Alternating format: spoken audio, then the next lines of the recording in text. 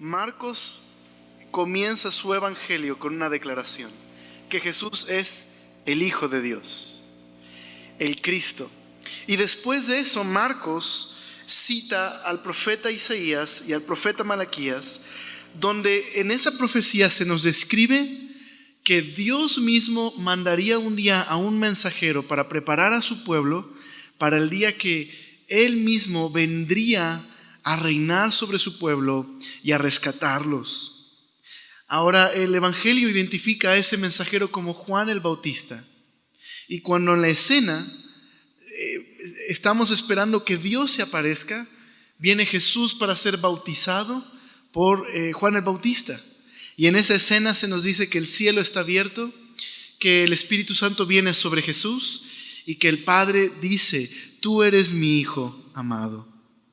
Después de eso, Jesús aparece venciendo victorioso en el desierto y regresa para comenzar su ministerio predicando lo siguiente: por fin ha llegado el tiempo prometido por Dios. El reino de Dios está cerca. Arrepiéntanse de sus pecados y crean la buena noticia. Jesús dice: ha llegado el reino de Dios, arrepiéntanse. Así que Jesús está predicando sobre aquel tiempo en que Dios había prometido que rescataría a su pueblo. Y ahora Jesús dice que a través de él es que Dios va a rescatar a su pueblo y va a confrontar todo mal y va a invitar a las personas a vivir bajo el reino de Dios al seguir a Jesús.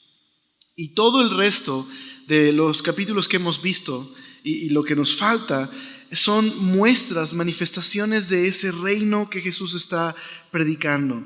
Jesús lo vemos aliviando el dolor y sanando a los enfermos y trayendo libertad a aquellas personas que están oprimidas por el diablo, e incluso haciendo cosas que solamente Dios puede hacer, perdonando pecados.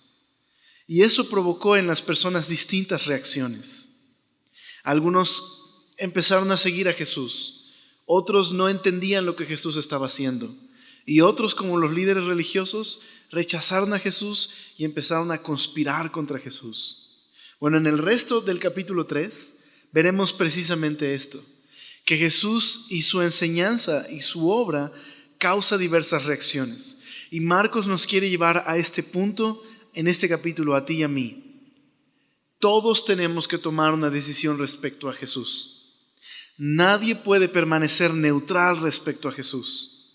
Por la naturaleza de lo que Jesús hace y dice, uno tiene que decidir qué va a hacer con Jesús. Y eso es lo que vemos en el capítulo 3.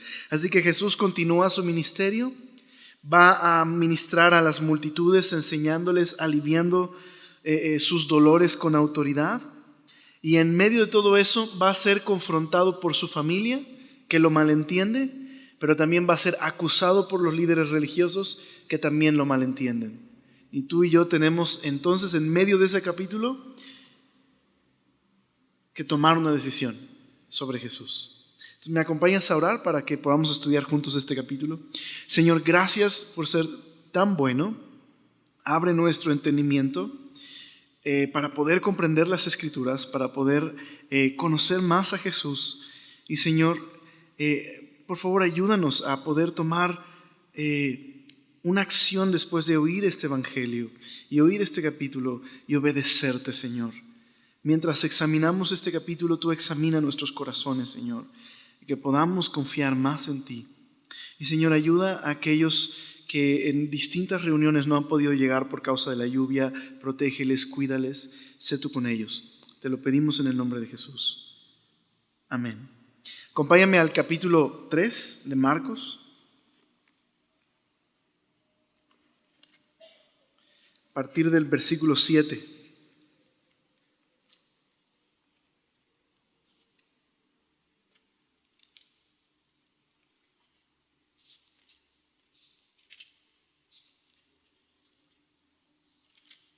En esta primera escena, hasta el versículo 12, está Jesús con sus discípulos retirándose de nuevo al mar, huyendo de la hostilidad que vimos que en el capítulo anterior, en la porción anterior, los líderes empiezan a conspirar contra Jesús y Jesús se aleja de eso y empieza a seguir ministrando a las personas. Entonces dice el verso 7, mas Jesús se retiró al mar con sus discípulos y le siguió gran multitud de Galilea y de Judea, de Jerusalén, de Idumea, del otro lado del Jordán y de los alrededores de Tiro y de Sidón, oyendo cuán grandes cosas hacía. Grandes multitudes vinieron a él. Y dijo a sus discípulos que le tuvieron siempre lista la barca a causa del gentío para que no le oprimiesen. Dice, porque había sanado a muchos, de manera que por tocarle, cuantos tenían plagas caían sobre él. Y los espíritus inmundos, al verle, se postraban delante de él y daban voces diciendo, tú eres el Hijo de Dios. Mas él les reprendía mucho para que no le descubriesen. Entonces Jesús se retira de la amenaza de los líderes, va con sus discípulos, y aquí Marcos nos vuelve a contar acerca del ministerio de Jesús. Pero lo interesante es que la multitud crece. Jesús sigue sanando personas y dice, como dice Hechos, haciendo bienes con el poder de Dios. Pero ahora empiezan a buscar a Jesús no solamente de Jerusalén, sino del extranjero, por decirlo así. Hay multitudes que están siguiendo a Jesús de todos lados. Y Jesús está atrayendo la atención de toda clase de personas. Pero qué contraste con los líderes, quienes eran los eruditos, quienes debieron estar dispuestos a escuchar a Jesús. Ellos rechazan a Jesús, pero ahora incluso del extranjero le están buscando y están viniendo a Jesús. Ahora, aquí hay algo interesante. Nos dice que no solamente esperan que Jesús venga a ellos y los toque, sino que literal se avientan sobre Jesús para que Jesús los sane. Ahora, ¿por qué razón están buscando a Jesús? Bueno, Marcos dice ahí que vienen a buscar a Jesús oyendo cuán grandes cosas hacía.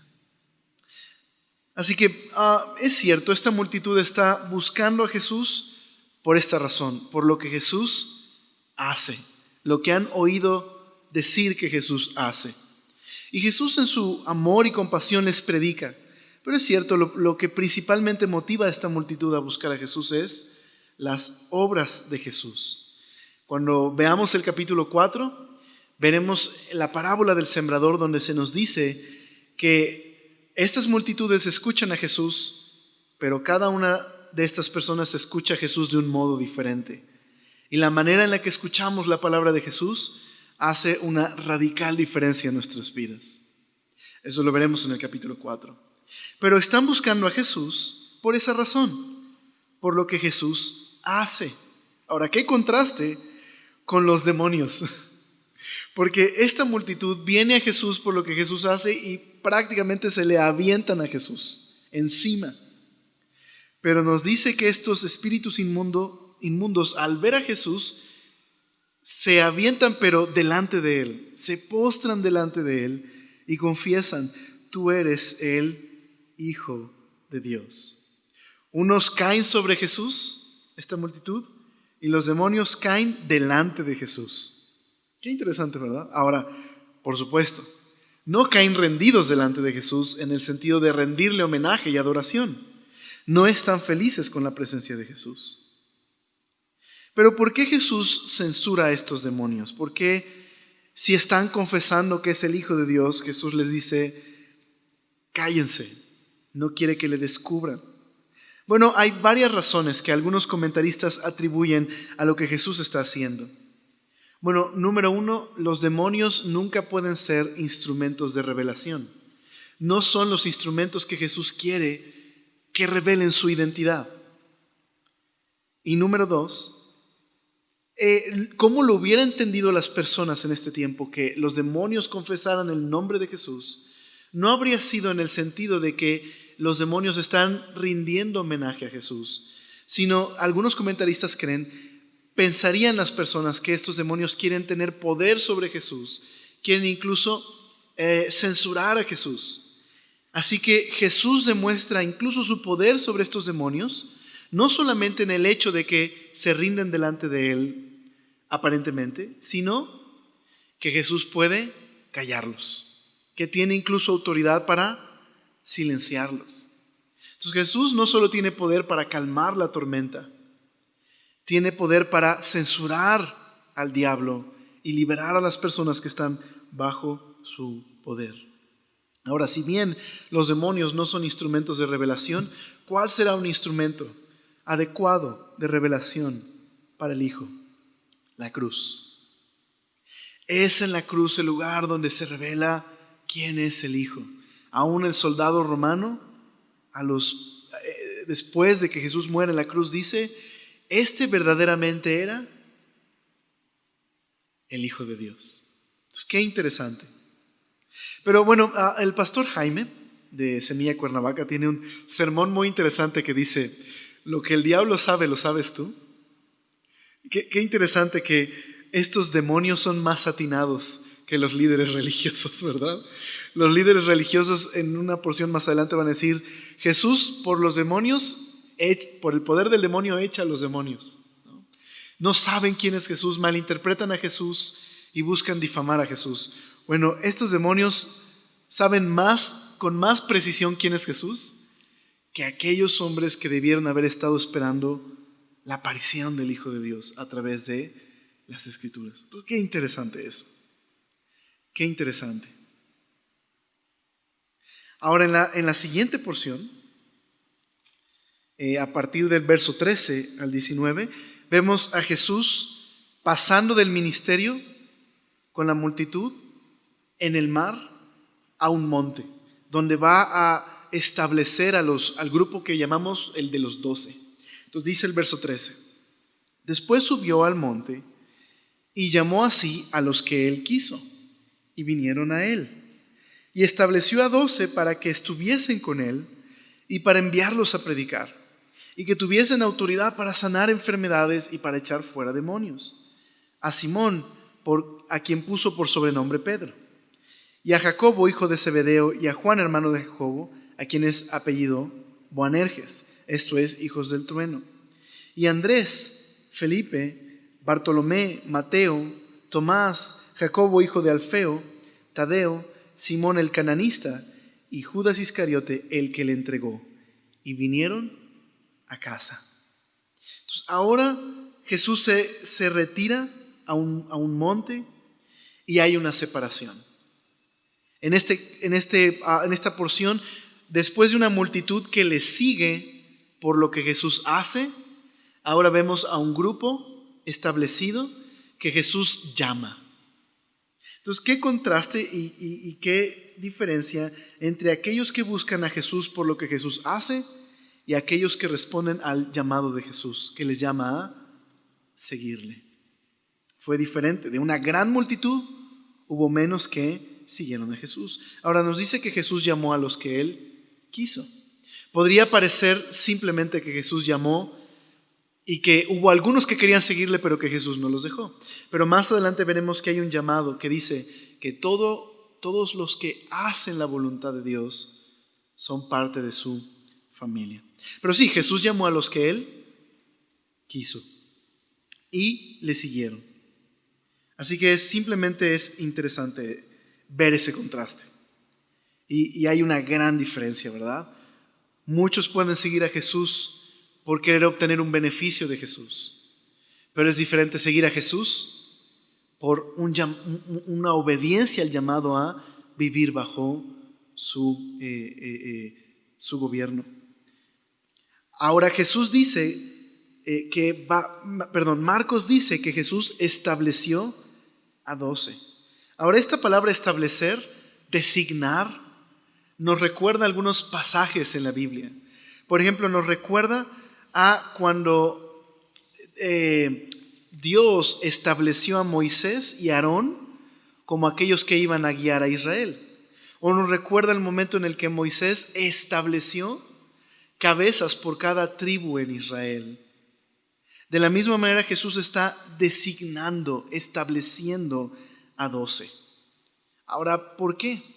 Pues muy probablemente esto es un símbolo de la restauración que Jesús va a traer de las 12 tribus, pero ahora guiadas por Jesús. Y quizás es un contraste de este Israel que está siendo guiado por estos líderes que rechazan a Jesús, y Jesús estableciendo una nueva familia en aquellos que le siguen a Él.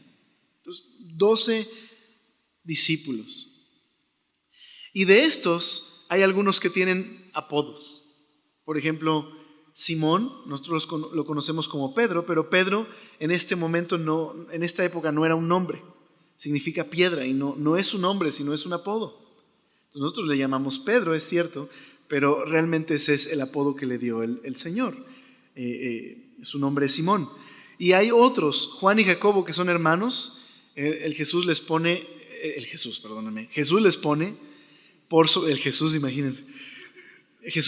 por sobrenombre los hijos del trueno, que muy probablemente simplemente significa quizás hijos de ira o hijos sentimentales, probablemente aquellos que no controlan sus sentimientos. Y Judas aquí es identificado como el que traiciona a Jesús, aunque Jesús no lo apodó así, no le dijo y Judas el traidor, ¿verdad? Pero así es como lo conocemos ahora por causa de su traición. Pero ¿por qué nombra a estos 12 e incluso pone apodos? Porque Jesús tiene esa autoridad para nombrar, y quizás lo que Jesús está viendo en sus discípulos es la obra que Él va a hacer. Porque Pedro es todo menos una roca. Es inestable, y aún así Jesús le llama roca. Y a Juan, ¿cómo lo conocemos por sus cartas? Como el apóstol del amor, ¿verdad? Pero uno lo ve en los evangelios y lo que sale de su boca no es amor. Cada vez que Juan habla, lo que sale es truenos, ¿verdad? Cuando habla Juan y Jacobo, oye Señor, aquellos que no te recibieron, ¿no quieres que como Elías pidamos que descienda fuego del cielo y los consuma? ¿No? Pero ya luego vemos que la voz de Juan como trueno no suena de esa forma, sino es el apóstol del amor, ¿verdad? Entonces Jesús va a hacer algo en la vida de estos discípulos. Ahora, ¿cuál es el llamado de estos discípulos? 2 llamados. Dice el verso 14 que los estableció para que, número 1, estuviesen con Él. Estos discípulos tienen que aprender la vida con Jesús, tienen que vivir con Jesús, estar con Jesús. ¿Y por qué razón? Porque ellos van a tener la encomienda de transmitir el mensaje de Jesús a otros. Así que tienen que estar con Jesús. De hecho, uno de los requisitos que luego vemos en Hechos, para aquellos que iban a ser apóstoles, cuando Judas va a ser reemplazado, tenían que haber visto a Jesús resucitar y tenían que haber estado con Jesús. Así que ellos estaban siendo encomendados para una tarea muy especial al anunciar a Jesús y al transmitir fielmente la enseñanza de Jesús. De hecho, de estos 12, 3 van a formar parte del círculo íntimo del Señor: Pedro, Jacobo y Juan. Así que estar con Jesús no iba a ser tan fácil como los discípulos pensarían. Estar con Jesús iba a no solamente proveerles de enseñanza y de intimidad con el Maestro, sino también implicaba persecución, también implicaba oposición. No sería tan fácil. De hecho, de los 12, prácticamente todos murieron como mártires. No sería tan fácil seguir a Jesús. Pero ese era su llamado. Principalmente su llamado era este. No era echar fuera demonios o sanar enfermos, sino estar con Él. Ahora, claro, dice el verso 14, para que estuviesen con Él y para enviarlos a predicar y que tuviesen autoridad para sanar enfermos y para echar fuera demonios. Así que parte de su misión, número 2, es extender la obra de Jesús. Y creo que aquí hay algo muy bello, porque es de su compañerismo con Jesús, que entonces podrían estar equipados para eficazmente servir a otros y extender el mensaje y la obra de Jesús. ¿Sabes? Aquí hay algo para nosotros muy bello.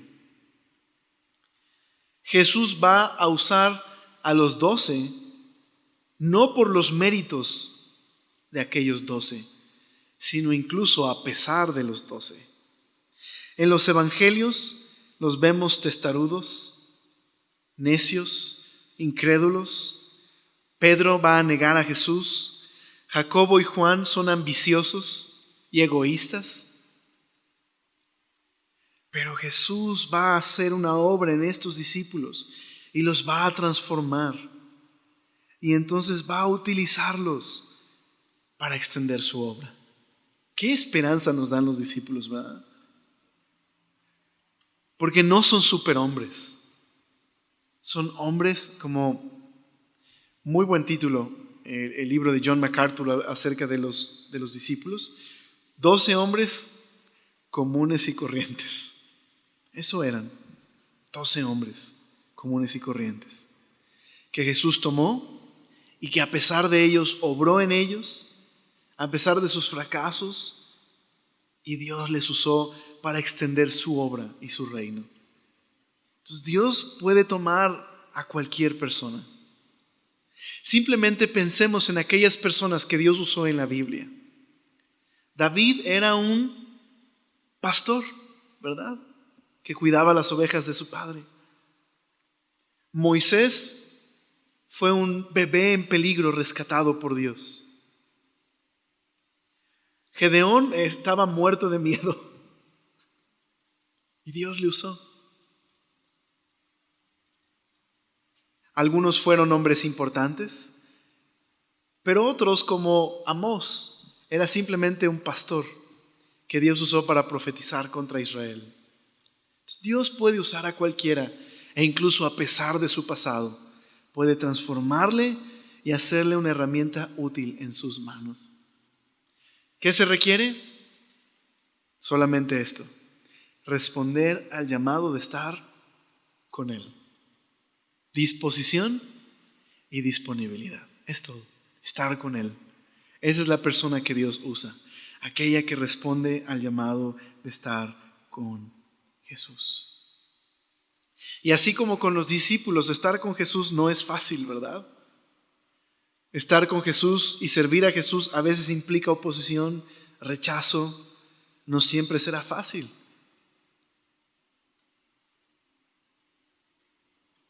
Pero estar con Jesús también significa disfrutar de su compañerismo y disfrutar de su amor y el poder ser canales que Él utiliza para alcanzar a otros. Qué llamado tan bello hemos recibido del Señor: a seguirle y estar con Él. Nada más, estar con Él. Y si estamos con Él, seremos más eficaces para servir a nuestra familia, a nuestros amigos y a aquellos que están en nuestro trabajo. Entonces, ¿quieres servir bien a tu comunidad? ¿Quieres servir bien a otros en tu trabajo? ¿Quieres servir bien a otros en la iglesia? ¿Quieres servir a tu familia? Responde al llamado y quédate con Jesús. Pasa tiempo con Jesús. Ten compañerismo con Jesús.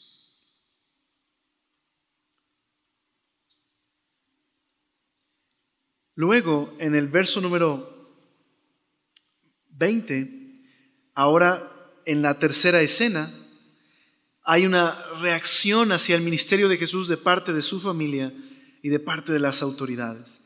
Dice el verso 20: y se agolpó de nuevo la gente, de modo que ellos ni aún podían comer pan. Cuando lo oyeron, los suyos vinieron para prenderle, porque decían: está fuera de sí. Pero los escribas que habían venido de Jerusalén decían que tenía a Beelzebú y que por el príncipe de los demonios echaba fuera a los demonios. Y habiéndolos llamado, les decía en parábolas: ¿cómo puede Satanás echar fuera a Satanás? Si un reino está dividido contra sí mismo, tal reino no puede permanecer.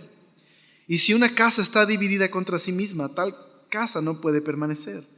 Y si Satanás se levanta contra sí mismo y se divide, no puede permanecer, sino que ha llegado su fin. Ninguno puede entrar en la casa de un hombre fuerte y saquear sus bienes si antes no le ata, y entonces podrá saquear su casa. De cierto os digo que todos los pecados serán perdonados a los hijos de los hombres y las blasfemias cualquiera que sean. Pero cualquiera que blasfeme contra el Espíritu Santo no tiene jamás perdón, sino que es reo de juicio eterno. Porque ellos habían dicho, tiene espíritu inmundo. Entonces, en esta primera parte de esta última sección, llega la familia de Jesús e inmediatamente hay una interrupción de ese relato, va a continuar en el verso 31, y ahora se nos presenta a los líderes religiosos. Dos grupos completamente equivocados al respecto de Jesús. Quizás la familia de Jesús está preocupada, sinceramente, y quiere proteger a Jesús. Ellos dicen, Jesús se volvió loco, está fuera de sí. Y de hecho, el que vinieron a prenderle esa palabra significa tomarle por la fuerza. Quieren controlar a Jesús. El otro grupo dice, este hombre está poseído, es un instrumento del diablo. Los líderes han malentendido a Jesús también. Así que en ambos grupos vemos que se oponen a la tarea de Jesús. Y Jesús va a decirnos algo de estos dos grupos para que al final tú y yo, Marcos nos deja en este lugar. ¿Qué decimos nosotros de Jesús? ¿Qué vamos a hacer con Jesús? Ahora, primero los líderes religiosos, porque hay una interrupción del relato de la familia y aparecen estos líderes. Y estos líderes, ¿qué están buscando? Desacreditar a Jesús. Están buscando desacreditar a Jesús al decir que es un hombre poseído por Satanás para que la gente no escuche a Jesús y deje de seguir a Jesús. Quieren difamarlo. Ahora, ¿Jesús cómo responde? Jesús responde por medio de una alegoría. Ok, a ver. Ustedes dicen que yo, con el poder de Satanás, echo fuera a Satanás. Ok. Vamos a seguir la lógica de ese caso. Solo hay dos posibilidades. O una, hay una especie de guerra civil entre huestes satánicas y entonces unos miembros satánicos están contra otros miembros satánicos y se están echando entre sí. O Satanás no tiene ni idea de lo que hace y está perdido porque está peleando contra sí mismo. Es decir, Jesús está usando esta alegoría para decirles, es absurdo lo que están diciendo. No, carece de cualquier sentido y lógica. Está subrayando lo absurdo de su acusación. Pero al subrayar lo absurdo de su acusación, Jesús está destacando algo muy, muy importante. Jesús no solamente es un hombre más importante y más grande que Juan el Bautista, como vimos. ¿Qué dijo Juan el Bautista? Yo no soy digno ni siquiera de hacer la tarea más básica que haría un esclavo, desatar las correas de su calzado. No solamente es más grande que Juan el Bautista, Jesús tiene poder sobre el mal y sobre Satanás. Y eso es muy grande. En un momento en que la gente se ve oprimida por esta clase de poderes, Jesús tiene poder sobre el mal. Dice un comentarista bíblico, muy probablemente muchos entendían lo que Jesús estaba diciendo y quizás les recordó algunos pasajes bíblicos. Hay un pasaje en Isaías, por ejemplo, dice así, Isaías 49, verso 24 y 25. Yo lo voy a leer en una versión sencilla, pero dice así Isaías 49. ¿Quién puede arrebatar el botín de las manos de un guerrero? Es una pregunta. ¿Quién puede exigirle a un tirano que deje en libertad a sus cautivos? Entonces, imagínate, ¿quién podría arrebatarle a un ejército el botín? ¿Quién podría demandarle a un poderoso tirano que suelte a los esclavos? ¿Quién podría atreverse a hacer eso? Bueno, dice ahí, pero dice el Señor, los cautivos de los guerreros serán puestos en libertad y se recuperará el botín de los tiranos. Pues yo pelearé contra quienes peleen contigo y salvaré a tus hijos. Manifestando el glorioso poder de Dios, el poder de Dios para actuar en favor de los suyos y rescatarles. Entonces, ¿quién puede librar a la gente del poder de Satanás? Solo Dios. Así que A través de esta alegoría, Jesús no solamente muestra lo absurdo de estos líderes, que por razones absurdas rechazan a Jesús, sino también manifiesta el poder que Jesús tiene sobre el mal. ¿Y por qué razón? Como dice el capítulo 1, Jesús dijo: el reino de Dios ha llegado. Arrepiéntanse y crean en el Evangelio. Ahora, en este pasaje se presenta uno de los textos, digámoslo así, que fuera de contexto, este texto ha causado el mayor número de angustias innecesarias en la iglesia. ¿A cuál me refiero? Jesús dice que toda blasfemia y todo pecado será perdonado, menos uno: la blasfemia contra el Espíritu Santo. No voy a hacer una encuesta, pero te aseguro que prácticamente la mayoría levantaríamos la mano para confesar que en algún momento de nuestra vida nos hemos sentido con temor de haber blasfemado contra el Espíritu Santo y haber sido condenados a la eternidad, ¿o no? ¿Verdad que sí? Este pasaje fuera de contexto ha causado muchas angustias y quizás el día de hoy todavía te sientes angustiado por este pasaje. Bueno, voy a tratar de aclararlo en lo mayor de mi capacidad. Entonces, bueno, que Dios me ayude. Es cierto, Jesús dijo que toda blasfemia es perdonada, pero que la blasfemia contra el Espíritu Santo es algo sumamente grave. La pregunta es, ¿pero qué quiso decir Jesús con eso? ¿Qué es blasfemar contra el Espíritu? Bueno, una palabra muy bonita: contexto. El contexto nos ayuda y aclara todo. ¿Qué está sucediendo en esta escena? Jesús ha venido como cumplimiento de las promesas que Dios ha hecho a su pueblo. Jesús está llegando justo, cumpliendo el tiempo en que Dios prometió que vendría a rescatar a los suyos. Jesús ha llegado y está sanando enfermos, liberando endemoniados, trayendo libertad y predicando las buenas nuevas del reino.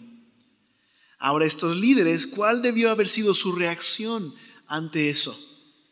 Debieron haber preguntado: ¿quién eres? ¿Eres tú el Cristo? Y haberse rendido a Jesús. ¿Pero qué están haciendo? Están acusando a Jesús de ser un instrumento del diablo. ¿Qué están haciendo estos líderes?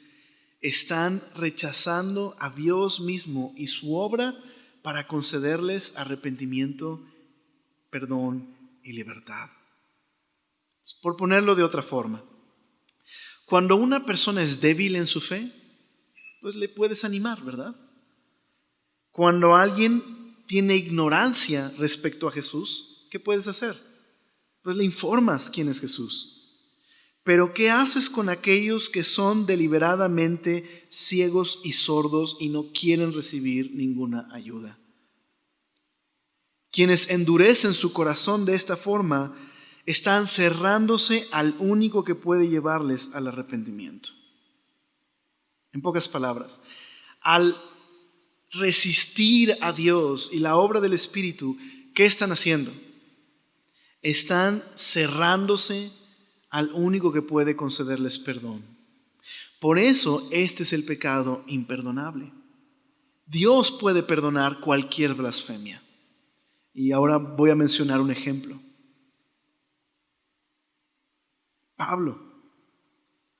Pablo fue un hombre que blasfemó contra Dios contra Cristo.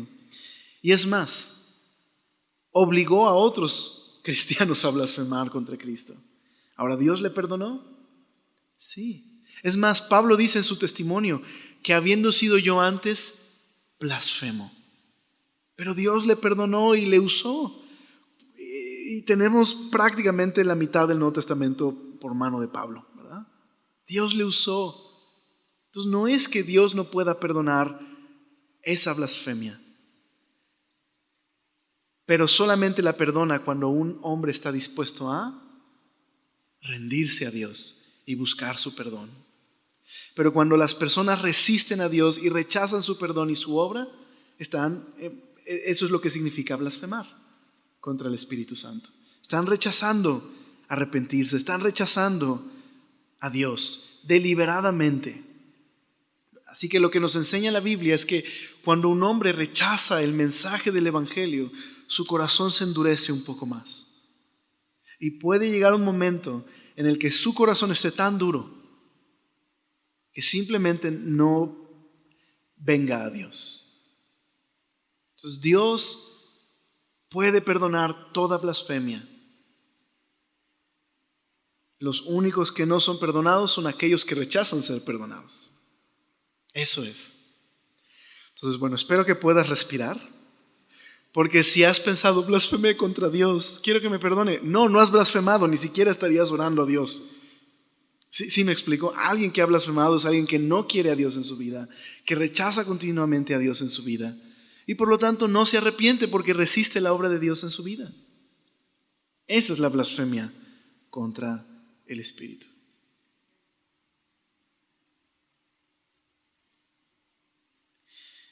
Ahora, ¿sabes? Dice un comentarista bíblico, me llamó mucho la atención. En capítulos anteriores, cuando los fariseos y los líderes religiosos cuestionan a Jesús, Jesús les contesta directamente. Ahora, en este capítulo, cuando estos líderes mismos cuestionan a Jesús y ahora lo acusan, Jesús contesta indirectamente por medio de una parábola. A partir de ahora, Jesús ya no va a responder a sus cuestionamientos. Y es hasta el capítulo 7 cuando vemos que vuelven a cuestionar a Jesús, y lo que hace Jesús prácticamente es evadir la pregunta y les recrimina su hipocresía. Y creo que aquí hay una lección interesante. Jesús, a partir de ahora, del capítulo 7, solamente dará explicaciones a aquellos que busquen a Jesús. Es decir, estos líderes se han censurado a sí mismos porque no están buscando sinceramente a Jesús. No quieren respuestas de Jesús. No les interesa conocer a Jesús. Y entonces Jesús va a enfocar sus fuerzas y su energía en aquellos que le busquen. Entonces, por ejemplo, veremos en el capítulo 7 que Jesús va a decir que solamente lo que entra en el hombre, lo que sale del corazón del hombre es lo que le puede contaminar, no lo que entra en el hombre. Y no explicará. Pero sus discípulos, ya estando en casa, le van a decir, Maestro, ¿y qué quisiste decir con eso? Y entonces Jesús les va a explicar. Entonces, creo que aquí hay algo interesante.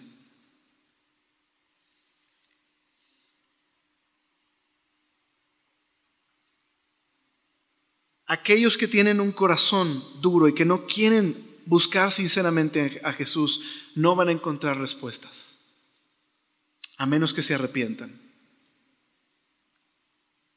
Pero aquellos que estén dispuestos a conocer a Jesús, Jesús va a darles respuestas. Porque ninguna cantidad de evidencia objetiva va a hacer que un corazón duro se convierta. No es el problema la evidencia. Jesús ha sanado enfermos, ha sanado endemoniados, y estos líderes no quieren creer. Como por ahí decimos, no hay peor ciego que el que no quiere ver. Es decir, un milagro más no va a hacer que crean. De hecho, Jesús va a resucitar y no van a creer en Jesús. Su problema no es un problema intelectual, es un problema moral. Han rechazado a Jesús y han rechazado a Dios en sus vidas. Están en tinieblas. Y es más, no es Jesús el que es aliado de Satanás. Son estos líderes religiosos los que se oponen a Jesús y están más bien siendo instrumentos diabólicos. Qué fuerte, ¿verdad? Qué ironía. Estos hombres se jactan de conocer a Dios y están lejos de Dios. Y creo que esa es la lección para nosotros. Tengamos cuidado con nosotros. Nosotros no somos mejores que estos hombres. No sea que nos encontremos como ellos con un corazón duro e incrédulo.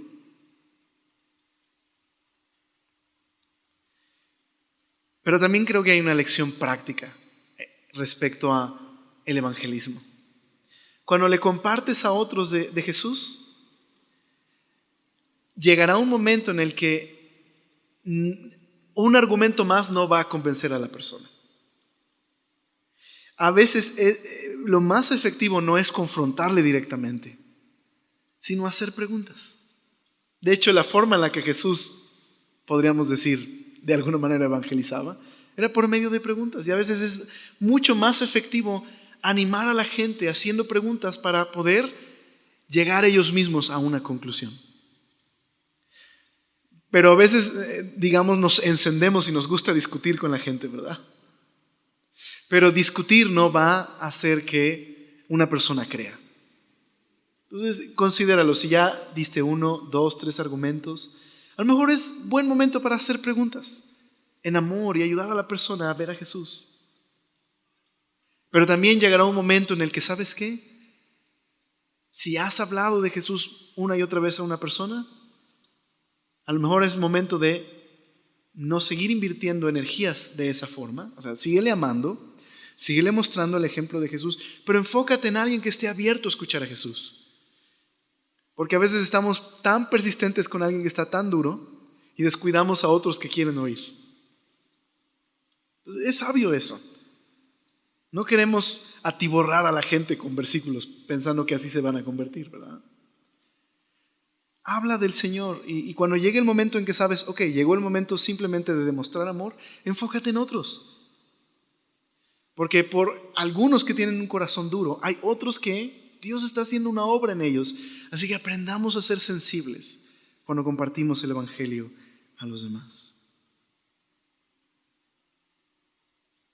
Y yo te animo el día de hoy a que si de alguna manera has rechazado a Jesús, pregúntate si la razón por la que le rechazas no será simplemente por esto, un corazón duro. Porque Jesús quizás puede amenazar mi estilo de vida y no tiene que ver con ninguna situación intelectual. Ahora al final en esta historia dice el verso 31, se reanuda esta confrontación de la familia de Jesús. Dice, vienen después sus hermanos y su madre y quedándose afuera enviaron a llamarle. Y la gente que estaba sentada alrededor de él le dijo, tu madre y tus hermanos están afuera y te buscan. Y él respondió diciendo, ¿quién es mi madre y mis hermanos? Y mirando a los que estaban sentados alrededor de él, dijo, he aquí mi madre y mis hermanos, porque todo aquel que hace la voluntad de Dios, ese es mi hermano y mi hermana y mi madre. Yo no sé si solo sea en México, pero a mí me da la impresión que como que a las mamás les cuesta mucho trabajo cómo Jesús responde, ¿verdad? Como que de pronto dicen, ay, qué maleducado es Jesús, qué falta de respeto hacía su mamá, ¿verdad? Yo no sé si es solamente aquí, pero me he topado muchas veces con eso. Ahora, ¿Jesús está siendo irrespetuoso con su familia? No, para nada está siendo irrespetuoso. De hecho, necesitamos nuevamente entender el contexto. La familia de Jesús viene por Jesús porque creen literal que Jesús se volvió loco y lo quieren tomar firmemente. Y lo que hace Jesús es dejarlos esperando afuera por lo siguiente: va a desvincularse de su autoridad sobre él. Ahora es importante aclarar el contexto de las palabras de Jesús. Verás, en el cercano Antiguo Oriente, el individuo existe en el contexto de una comunidad. En Occidente, la sociedad se crea a partir del individuo. En Oriente, prácticamente no existe el individuo, sino la sociedad. Es primero y luego el individuo. ¿Qué significa eso? Que en Oriente, pertenecer a una familia es, digamos, sinónimo de existir o de tener vida. Ser expulsado de una familia significa prácticamente perder tu vida. Entonces las familias eran muy importantes. Así que Jesús en este contexto no está diciendo que no es importante la familia. De hecho, ¿cuántos pasajes en la Biblia nos llaman a honrar a nuestros padres? ¿Verdad? Nos llaman a amar los esposos a las esposas y las esposas respetar a sus maridos. ¿Qué está haciendo Jesús entonces? Jesús nos enseña que la devoción primaria no es hacia la familia, sino hacia Dios. Y que por lo tanto Jesús es la cabeza de una nueva familia. Y que en esa nueva familia las puertas están abiertas ¿a quiénes? A todos aquellos que quieran hacer la voluntad de Dios. ¿Qué contraste? A todo aquel que blasfeme contra el Espíritu se expone a la condenación. Pero a todo aquel que quiera hacer la voluntad de Dios es bienvenido a una nueva familia, a la familia de Jesús. Ahora, si recuerdas, dijimos que Marcos, este evangelio, está dirigido a los romanos. ¿En qué contexto? Pues estamos a punto de ver una de las persecuciones más crueles en la historia cristiana, la de Nerón. ¿Cuántos cristianos no habrán perdido a su familia por hacerse cristianos? No solo en el sentido de que su familia a lo mejor están lejos de ellos por ser cristianos, sino que su propia familia les ha desheredado. Qué consuelo saber para estos cristianos que a pesar de que sus familias les pudieron haber abandonado o rechazado o llamado locos, como a Jesús, pertenecen a la familia de la fe. Qué mensaje de esperanza y consuelo para aquellos que son rechazados por su fe. Entonces el llamado aquí no es: tu familia no te quiere, no les hagas caso, yo sí te quiero. El mensaje aquí es: ok, hay un precio por tener una devoción hacia Dios, ¿verdad? Y eso puede incluir que tu familia terrenal te llame loco. Pero ¿sabes? Jesús te ama. A Él también alguna vez su familia lo rechazó. Y ¿sabes? Tienes una nueva familia. Una familia con miembros de todas las partes del mundo y en todos los siglos.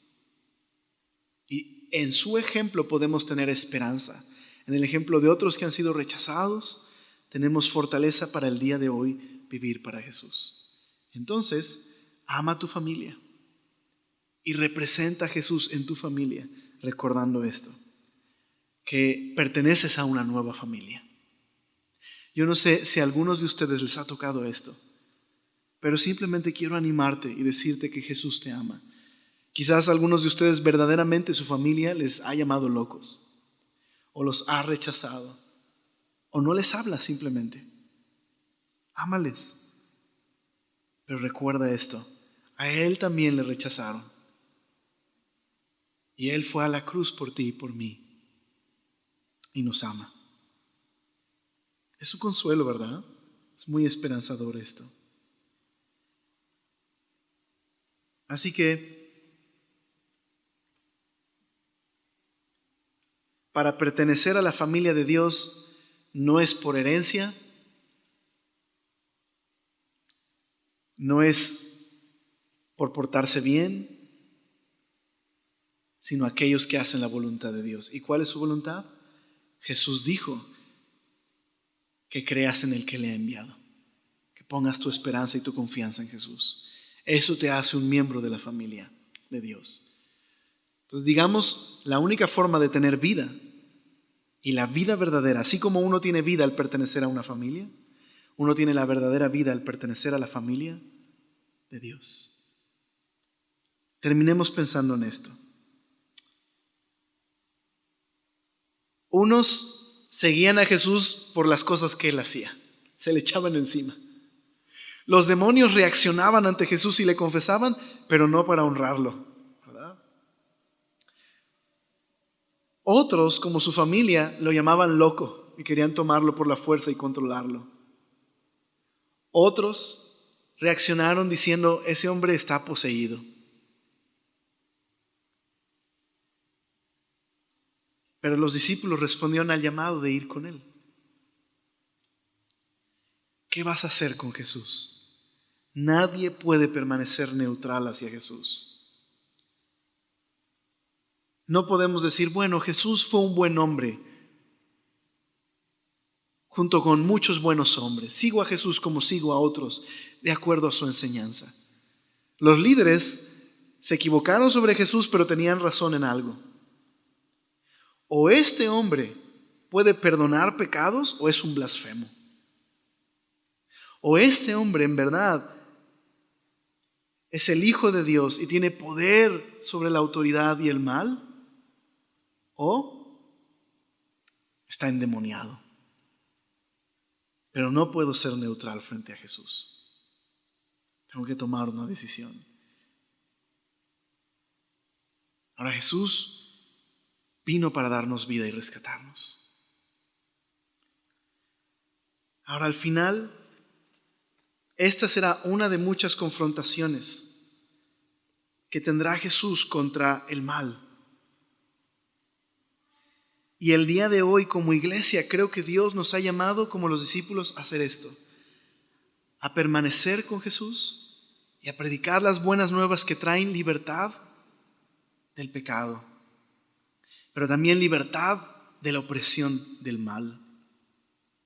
Sin duda alguna, no toda enfermedad es causada por un demonio, no toda situación es causada por un demonio, pero seríamos ingenuos si pensamos que el mal es producto solamente de las fuerzas humanas. Hay algo terriblemente satánico detrás del mal. La Biblia nos enseña eso en Génesis 3. El pecado y Satanás involucrado ahí en la mentira. El único que puede traer libertad a las personas es Jesús y el Evangelio. Él es quien puede libertad y sanar. Y no me refiero a toda esta, de pronto,